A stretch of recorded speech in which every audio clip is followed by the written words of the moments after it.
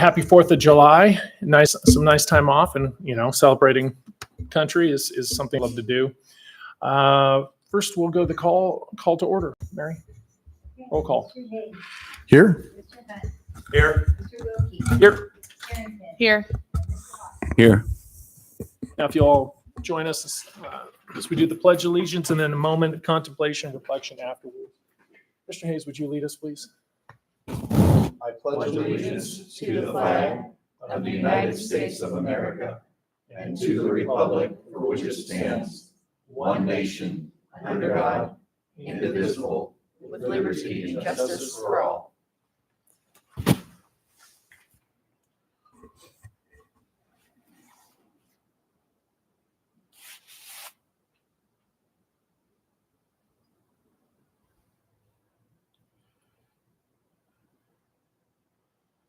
Thank you.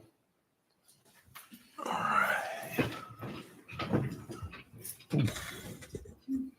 right, Mr. Lavender, we'll turn it over to you for the M&O expenditure budget. Yes, I think, don't they have to vote to go in the public meeting? Yeah, we have no, they don't have to vote to it, but it's just, it's a public hearing for any kind of comment from the public.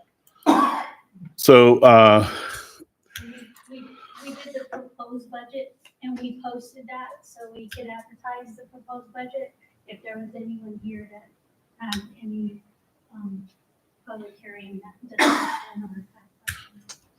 So instead of putting it with the board action, we're doing it at this point. You also see it under board Yes. action, number 6. All right, I'll open it up for a public hearing portion of this. Is there anyone who'd like to comment on the M&O expenditure budget at this time? Seeing none, I will close the public hearing portion of that, and we will move on to adopting the agenda. Correct? yes, sir. Do I have a motion to adopt the agenda as is? So moved. Second. We have a motion and a second. Mary, call for the vote. Mr. Hayes? Yes. Mr. Hunt? Yes. Mr. Wilkie? Yes. Mrs. Harrington? Yes. Mr. Hawes? Yes. All right. Minutes from prior meetings. Is there any board member that has any questions or corrections for the previous minutes? If not, I'll accept a motion. I'll make that motion. Second. We have a motion and a second. Mary, call for the vote. Mr. Hayes? Yes. Mr. Hunt? Yes. Mr. Wilkie? Yes. Harrington? Yes. Mr. Hawes? Yes. Okay. Moving on to superintendent's report. Mr. Lavender. Well, good evening, President Wilkie, board members. I hope all of you had a beautiful 4th of July. Just want to cover a couple things with you today. Number one, I want to congratulate our construction class at Casa Grande Union. They recently traveled to Atlanta, Georgia for the national construction competition, and they finished 6th in the nation. And luckily tonight, their teacher, Mr. Wagner, is here. And so I wanted to, Mike, if there's a few words that you'd like to say about what was involved in the competition, please. Wherever you're comfortable, sir. Well, this isn't really what I planned to do tonight. I just came because I figured you had a small audience and I'll fill in the gaps there. But since I'm here, so we traveled to Atlanta. It was very hot, very humid, very, very nasty. Lots of deodorant necessary and many, many showers. So they did it was basically a 3-day competition, 3.5 days. Day one was all prep work. They had to read plans. They had to establish materials lists. They had to do all that necessary contractor type stuff. And then day 2 and day 3, they were actually in the building phase. If you followed my Instagram, construction_technology, you'd have got some highlights throughout the day. I tried not to sit there and watch them because that always makes somebody a little bit nervous. But they did look over every once in a while, and they gave me this kind of I don't know what to do. Yeah. So at the end of day 2, they did get a little pep talk. And for any of my former students, they know what that pep talk kind of feels like, what that looks like. And day 3, they came back with a more resilient attitude and got it together. On Friday, they got to tear it all back down too. about roughly $4,000 in material that they put into the competition. And then you just kind of demolish the entire thing. We were done in 45 minutes. I got to help. That was highlight of my 5 days in Atlanta. And then to get there, it was a bit of a tough road, but we had a lot of sponsors who pulled through. I had a lot of former students who also pulled through. Antonio Hernandez, who works at Sunt now, and then Taylor Myers, who's at Sunland Asphalt. They reached out. They got it done. And then local guys did it too. Ellison Mills, Absolute Construction, and we can't thank them enough for all that support. And number 6 in the nation, yeah, pretty good. That's awesome. Yeah, Congratulations. congratulations.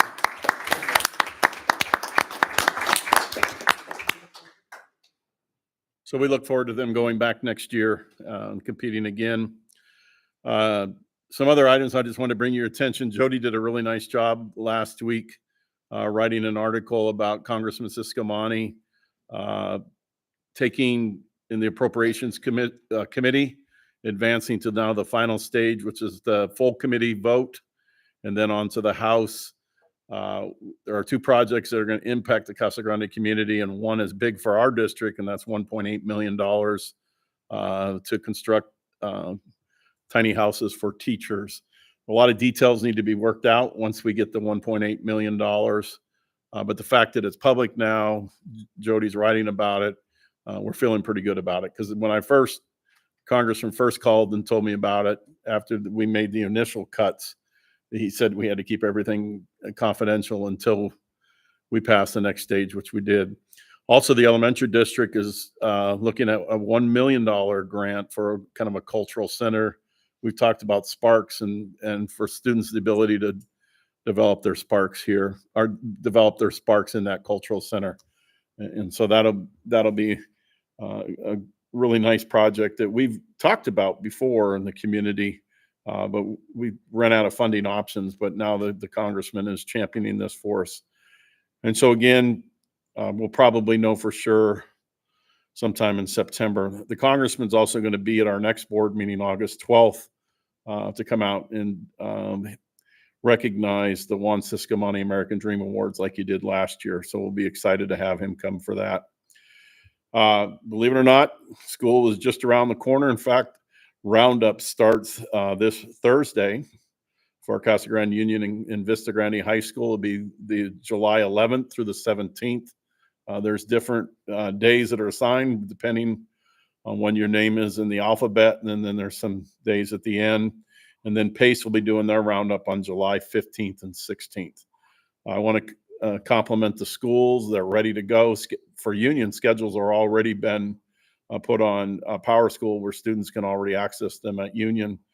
And so a lot of our students already know what their classes are in that, but our staff has worked very hard to be able to get to this point. We're really appreciative of that.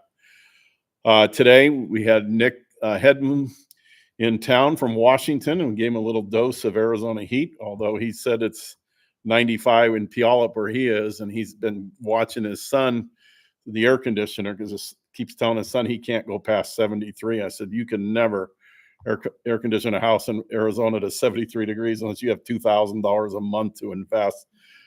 And so, but we're thrilled. This is Nick's 3rd trip down here this year to do the 5D plus evaluation training.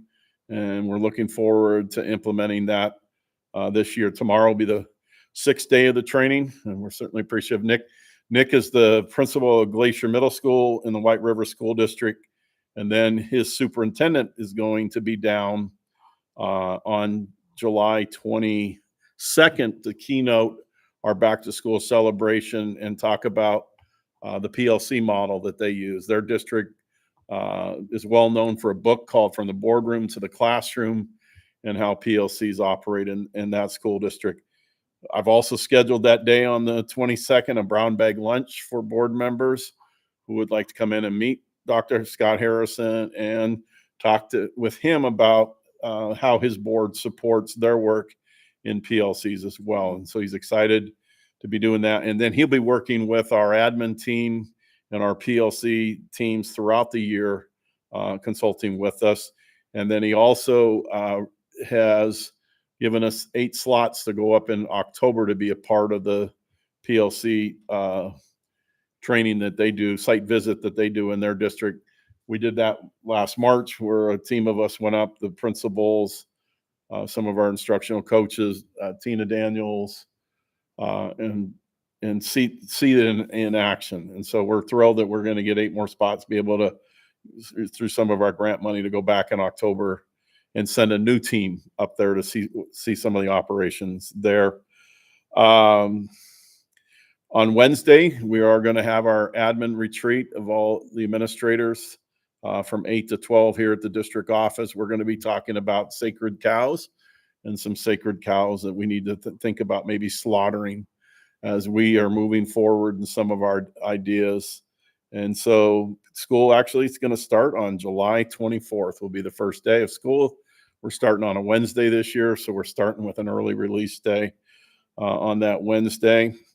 The weapon detection system training will be on Tuesday, July 30th in the afternoon. We'll be training our admin team.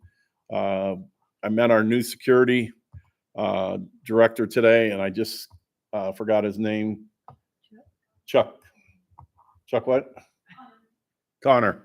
And so he's here. I'm going to be meeting with him on Thursday, but he's going to be working with our security teams at both campuses in that, and then they'll be doing that. And then the weapon detection will be live on July 31st, and that Wednesday, the 6th day of school.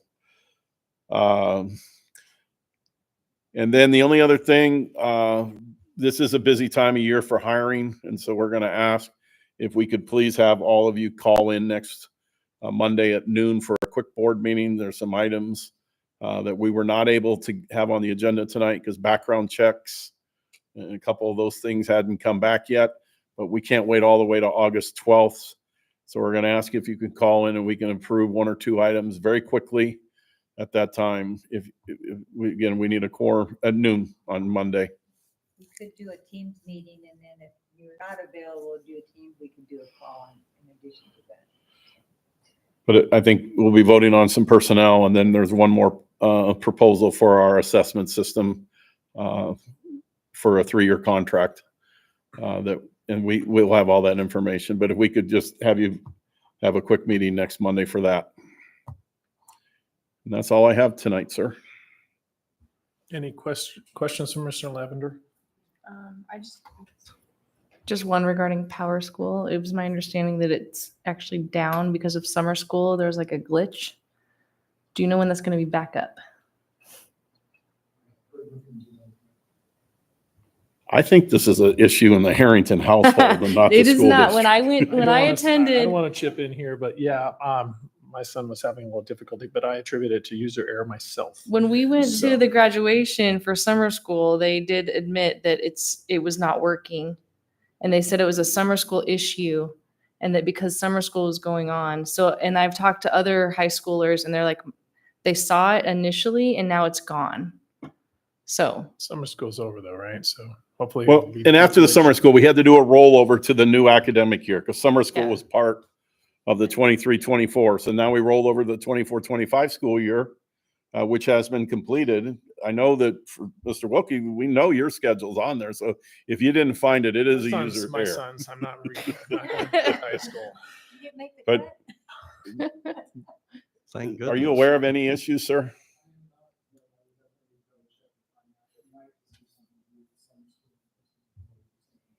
okay. Yeah, I think it was something like when we were at the graduation thing, they were mentioning something along those lines that had to do with that. But I know that it was showing prior to the graduation and then it got wiped out. It's just probably a crossover. Yeah. It was with the rollover that we had. So once summer school ends, we do a rollover, then we Mhm. store grades. And so I'm pretty sure that was the issue. But we'll look into it Okay. tomorrow. I mean, if you find it, and then maybe it's like an update through the parent square or something, just to let people know, because they're like, where'd the schedule go? And kids kind of, they freak out about that kind of stuff. Well, and just to be clear, only one school has released Okay. schedules on Power School. The other two have waited until they have Roundup to release schedules. So Well, I just So want we'll to, look into it and communicate that. Jennifer's and Ms. Cortson sitting back there, so Okay. she'll gladly take care of that for us tomorrow. Thank you. well, the only comment I had is that I want to personally thank the representative Siscomani for helping us shepherd the $1.8 million in this. I think that this tiny home or the small home for staff and teachers is going to be a very, I think, important recruitment tool. Because with today's cost of housing and all that, just for finding, housing and all, it can be, kind of discouraging. And, we're not up in the valley. So we have to do whatever we can to try to attract and retain the best talent. I think this could be a mechanism for helping us achieve that goal. So just. Do we have an idea how many tiny homes that may build? If I recall, Mr. Hunt, the original proposal for the 1.8 was for 20 homes. But we've got some work to do. Mike Cruz has been instrumental in putting this proposal together and sending to the congressman's office. I gave him some information, and now we're kind of waiting to see if it's going to happen. We've already kind of talked about some of these things, so we've had some conversations with the city about zoning, and we will not have to go in front of the city for any zoning if it's on our property, because we're already considered a rural school district. And so rural school districts can build things on their property without having to get zoning for a different, like multi-family homes or stuff like that. So we've had some conversations, but it'll be starting to look at cost, how we can utilize some of our students to support some of these projects, yet at the same time, make sure that we're building the homes and the infrastructure. So once we get the funding, then we're really going to hit it hard. So my guess is the homes probably won't be available by the beginning of next school year, but the following school year, which I guess would be 26, 27. So what are we looking at? Individual teachers, single teachers?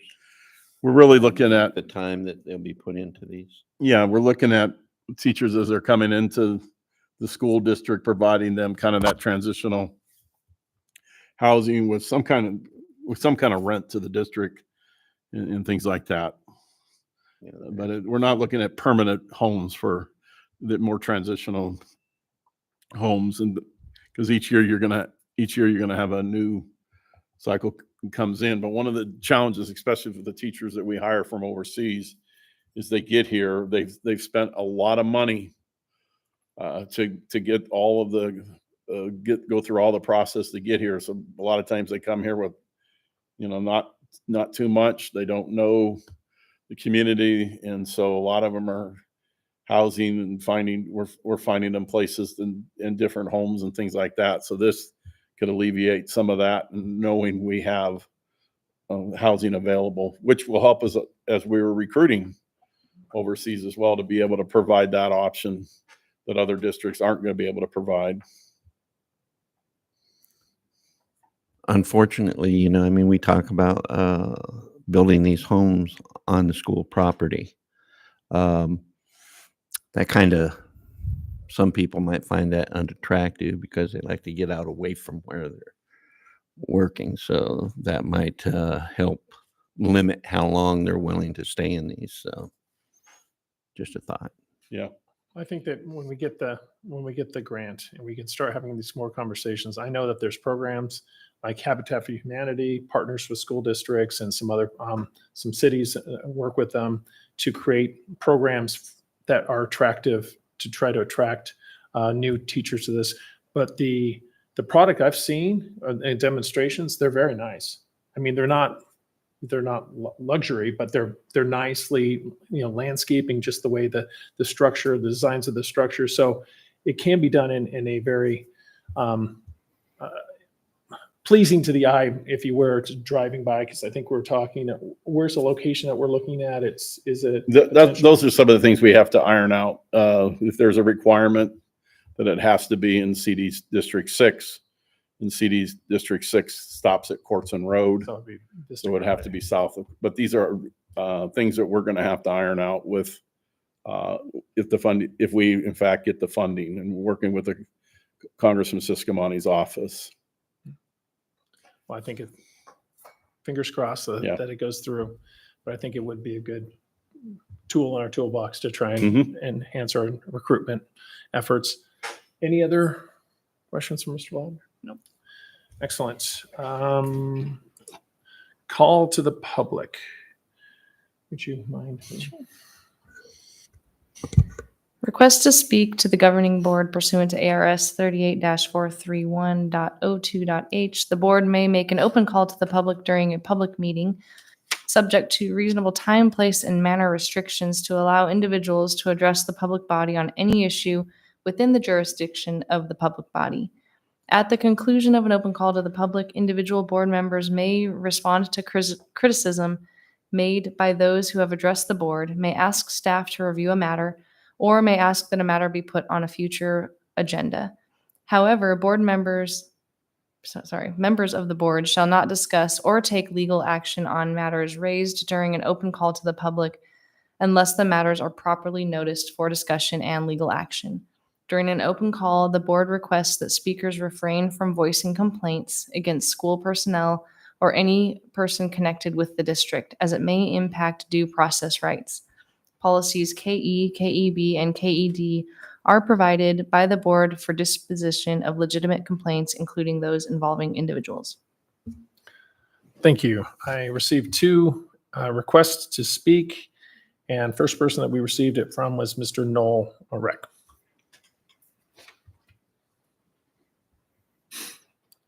Please, for sake of making sure everybody has time, 3 minutes, please. I'm Noel Reck from Eloy. In regard to the tiny houses, something you might look at would be the shipping containers that former Governor Ducey purchased for the border wall fiasco. I know those are being utilized to be turned into cooling centers across the state during the hot summer here. So that might be something to look at that could easily be done. I know a lot of homes have been built out of those. Tonight, I have a suggestion, a concern, and a question. My suggestion, move call to the public to the beginning of the meeting. It's been said that students and parents who are here for recognition shouldn't have to sit through comments from the public. It's also been said by some that students aren't learning civics. What better way to reinforce what they're learning in the classroom than to see it play out in real life about topics that directly affect them, their parents, and the community, giving them the opportunity to speak as well. Beyond that, how many speakers come before the board on average? It doesn't take that much time, but on rare occasions when there's something that's really important to bring the public out. Now, my concern. Citizens continue to be concerned about the newest member of the board, particularly after seeing his announcement of candidacy on the Casa Grande chat website. The content was very problematic. That was followed by online comments during a recent candidates forum sponsored by the Dispatch, touting vouchers and childishly insulting two of the candidates because they don't favor them. It should be noted that Superintendent of Public Instruction Joe Broussard touted vouchers during the same forum. I think it's unbelievable that public education officials would tout the runaway voucher program. Both of those announcements of candidacy and the online comments have been deleted. I wonder why. I mention it tonight just as an FYI, and with your indulgence, I'll elaborate at a better time. My question, at an earlier meeting, the board adopted new curriculum materials by a 3-2 vote. In the interest of transparency, I asked the two members who voted no to explain what subject areas they had problems with and specifically why. Thank you. Mr. Hawks. I don't have anything to say. Next person we have. What I do as a private citizen is, as a private citizen, as long as I don't do it within the board here.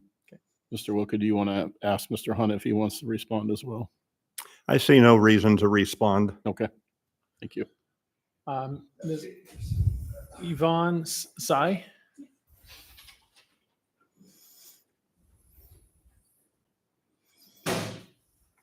Hi, board. and audience, and I'd like to present a recommendation on helping students learn arithmetic.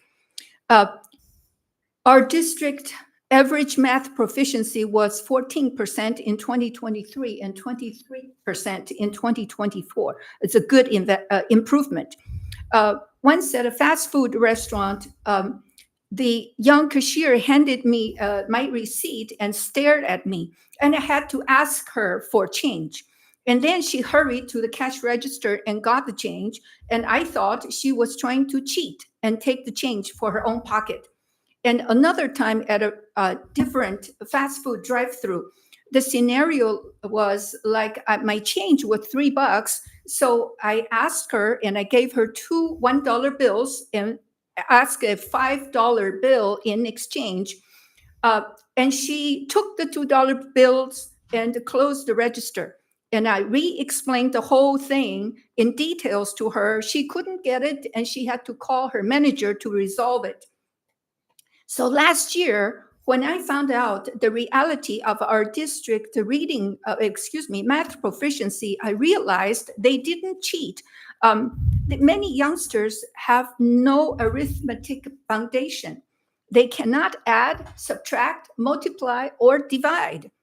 How can they move on to learn math? How will they be able to understand and manage their personal finance in the future? It's tragic.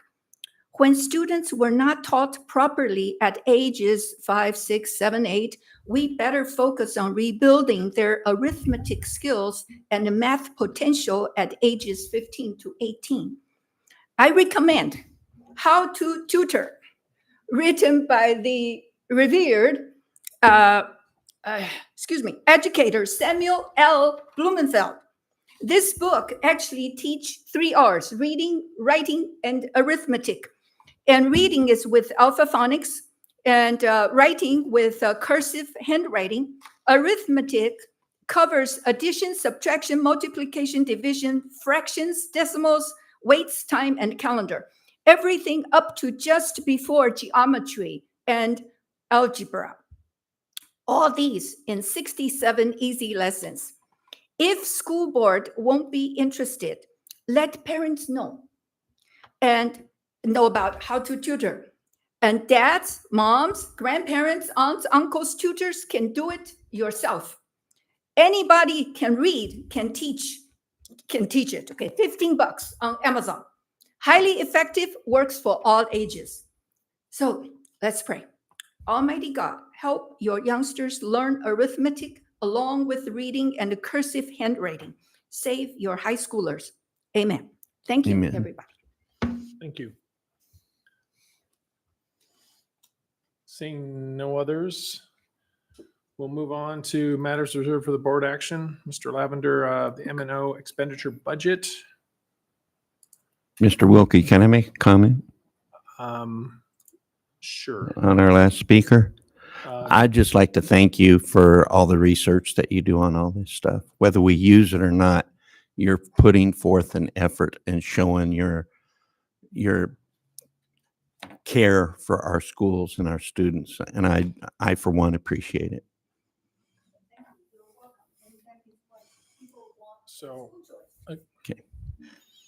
M&O budget, was there anybody else going to provide any additional information on that? Well, we have our new finance director, Veronica Price, back there. We're thrilled to have her officially on the team. You met her a couple weeks ago when we looked at the budget. The first time, Mrs. Beecham, our executive director of business operations. And so I don't believe there's any changes from the document they saw. Yeah, so this is the Meeting. exact same budget that was proposed, and so we just need approval so we could submit to ADE. We'll be back in September to come with revisions at that time. All right. Any comments, questions by the board? If not, I'll accept a motion. I'll make a motion as presented. Second? We have a motion and a second. Mary, call for the vote, please. Mr. Hayes? Yes. Mr. Hunt? Yes. Mrs. Harrington? Yes. Mr. Hawk? Yes. And Mr. Wilkie? Yes. ESBA policy revision. So again, these are some recommended policy revisions by ASBA, we went through the first reading in June, and this is the second reading. We're recommending approval. Any questions, comments by the board? If not, I'll accept a motion. So moved. Second. We have a motion and a second. Mary, call for the vote. Mr. Hayes? Yes. Mr. Hunt? Yes. Mrs. Harrington? Yes. Mr. Hawk? Yes. And Mr. Wilkie? Yes. Grading guidelines and expectations. So this was a proposal we brought to you last month, and the board asked us to look at the provision of 80%. If a student achieved 80% with a low number of absences, they could be exempt from the final. There was asked to look at maybe raising that standard. It went back to the committee. Mrs. Daniels led that effort, and now we're bringing back the proposal tonight. The only thing that's different from last month is no students would be exempt from finals anymore, as we're looking at our efforts through PLCs, the increased academic achievement. The belief is at this point, all students need to have a pre and post test in their classes to know how they're doing and how they're performing. I think that's important. So, Ms. Daniels, anything else that I? No, I don't think so. I think that we're going to continue having discussions about the purpose of our finals, and so we have a clear idea of what that is. But that's going to be a discussion with the committee throughout the school year. Okay. And so we recommend approval of this grading policy. Any comments from the board? No, just thank you for going back and that. Yes, thank you very much.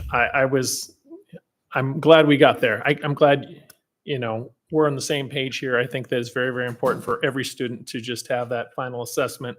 I know it's going to be an unpopular decision, from the students' points of view, but it's very important. If they've mastered it, that's what we're trying to document here. And so thank you, and thank you for everyone who took part in that and for the recommendation. And with that, I will accept a motion. I'll make a motion. I'll second. We have a motion and a second. Call for the vote, please. Mr. Hayes? Yes. Mr. Hunt? Yes. Mrs. Harrington? Yes. Mr. Hawk? Yes. Mr. Wilkie? Yes, thank you again. 25 Cabot Intergovernmental Agreement. Mr. Lavender. So as board members should be aware, for our career technology program, we offer classes on campus like Mr. Wagner's construction classes, and we also partner with Cabot, which is the Central Arizona programs out at the Coolidge campus to provide programs as well. And this is the agreement for us to be able to partner with them. Mrs. Miller, our CTE director, is here and can answer any specific questions concerning this agreement. Any questions, comments from the board? If not, I'll accept a motion. I'll make a motion to accept the contract as it's laid out. I second it. We have a motion and a second. Mary, call for the vote, please. Mr. Hayes? Yes. Mr. Hunt? Yes. Mrs. Harrington? Yes. Mr. Hawk? Yes. Mr. Wilkie? Yes. Arizona CTE Curriculum Consortium Intergovernmental Agreement. So again, this is part of our CTE program and working with different government agencies. Mrs. Miller, again, is here to answer any specific questions board members may have. Questions, comments from the board? I'm guessing it's just pretty much the same as what we've been. It is a renewal. Okay. It's a renewal. Yeah. It's a renewal. For how long? 5 We years. have an obligation to renew annually for 5 years. And how long have we been doing this? 4 years that I know of, I don't know previous. With that, I'll make a motion as presented. I'll second it. we have a second and so a motion and a second.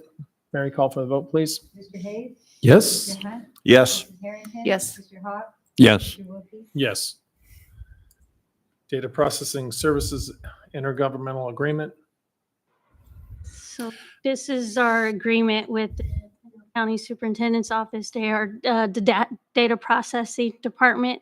So they work with us on all of our accounting, provide support with our accounting software. So this is just an annual agreement that we have.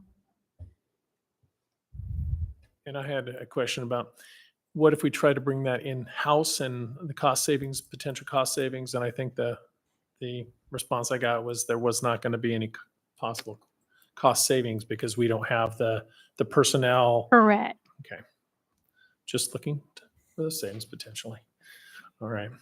Any other comments, questions? All right. With that, I'll accept a motion. So moved. Second. We have a motion and a second. Mary, please call for the vote. Mr. Hayes? Yes. Mr. Hunt? Yes. Mrs. Harrington? Yes. Mr. Hawk? Yes. And Mr. Wilkie? Yes. Learn it agreement. So, Mr. Wilkie, this is an agreement with Learn It agreement for Desert Choice Schools. These are some of the programs that we offer on our campuses to serve students that have some special needs and some specific things. It's challenging nowadays sometimes to find qualified teachers. And so these private programs are able to provide some of the supports that we need for some of these students. And Mrs. Daniels can expand if you need any more information on that. I know we have Desert Choice programs at Union. I don't think, We're just adding a new class to Desert Choice. So instead of having maximum enrollment of 12, we'll have 24 students. That may seem like a lot of students, but we're currently at about 10 as we're coming in. These are for our ED kids mainly, who struggle being in the large school environment. And so they Learn It provides the teacher and the para. We provide the classroom space for them.